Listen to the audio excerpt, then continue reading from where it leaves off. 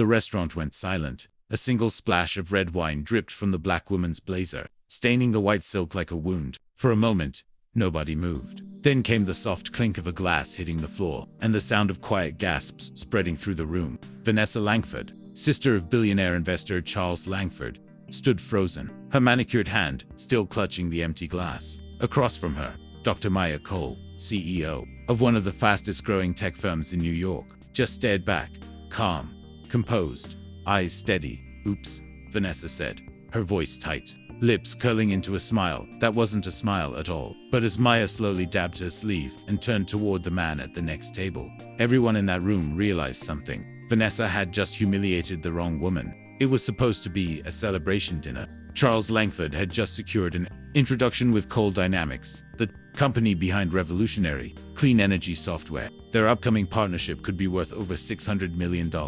Charles had invited Maya to dinner at Langford Tower's private lounge to discuss the final terms. But when his younger sister Vanessa insisted on joining, he didn't see the harm. He should have. Vanessa wasn't used to sharing the spotlight. Born into old money, she measured worth by skin tone, last names, and the shoes people wore. From the moment Maya arrived, poised, elegant, radiant in a cream suit, Vanessa's smile was paper. "So you're the genius everyone's talking about," she said, extending her hand like it was a favor. Maya shook it gently. "Just someone who believes technology should help everyone," she replied. The men at the table laughed politely. Vanessa didn't. She eyed Maya's natural curls, her gold necklace, her confidence, things she couldn't buy. Halfway through dinner, Maya mentioned how her company partnered with inner-city schools to teach girls coding. "We're helping them dream bigger," she said softly. Vanessa smirked. "That's cute. Charity is important." "It's not charity," Maya replied, still calm. "It's investment in the next generation." The air shifted. Charles cleared his throat, trying to ease the tension. "Let's toast," he said, lifting his glass. "To progress and partnership." That was when Vanessa leaned closer, whispering under her breath, "Progress doesn't always come dressed like that."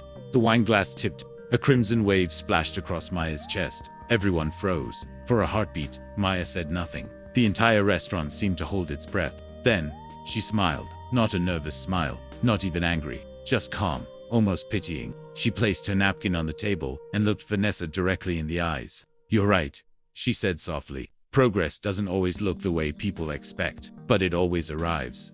Without another word, she turned to Charles.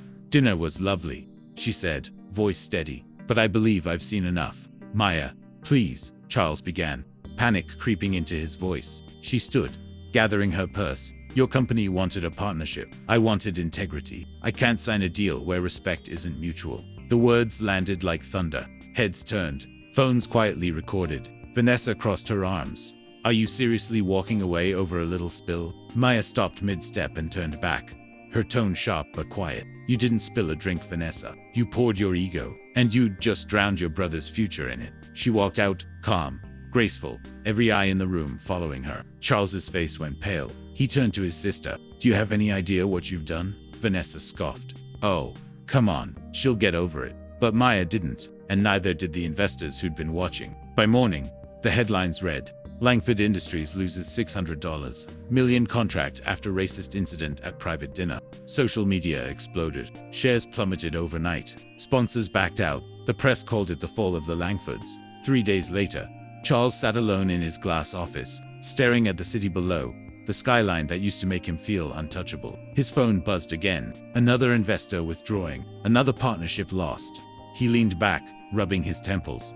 "Vanessa, you need to apologize," he said when she finally walked in. "For what?" "That woman embarrassed me," she snapped. "No," he said quietly. "You embarrassed us." He slid a tablet across the desk. On the screen was a video, the restaurant footage that had gone viral. Vanessa's smirk, the splash, Maya's quiet grace. Charles's voice cracked. "Do you know how many people messaged me, saying they'd been treated like that before? That's not just bad press. That's who we became." Vanessa swallowed hard. For the first time, her confidence flickered. Charles stood, his tone heavy. "I built this empire for both of us, but it's built on people, not power. And you forgot that." She looked down. "What do you want me to do?" "Start by meaning the words 'I'm sorry.'" Not to me, to her. Later that evening, Vanessa stood outside Cole Dynamics headquarters, a tall, glass building with the words "Innovation for All" etched above the entrance. She hesitated before walking in.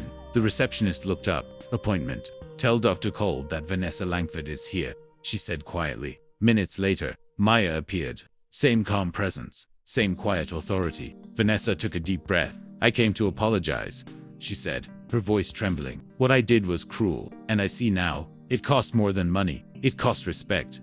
Maya studied her for a long moment, then nodded slowly, acknowledging it is a start. I lost everything, Vanessa whispered. Maya's tone softened. No, you lost what was built on pride. Maybe now you can build something real. Silence hung between them, not tense, just human. Then Maya extended her hand. We all learn lessons, she said. Some just come with a higher price tag. Vanessa blinked, tears forming. Thank you, she whispered. As she left the building, the city lights reflected in the glass, bright, unflinching. Charles's empire would rebuild someday, but for the first time in her life, Vanessa understood something her money could never buy. Respect isn't owned. It's earned by how you treat people when you think no one is watching. Hate divides, but humility rebuilds. True power isn't in wealth, it's in respect.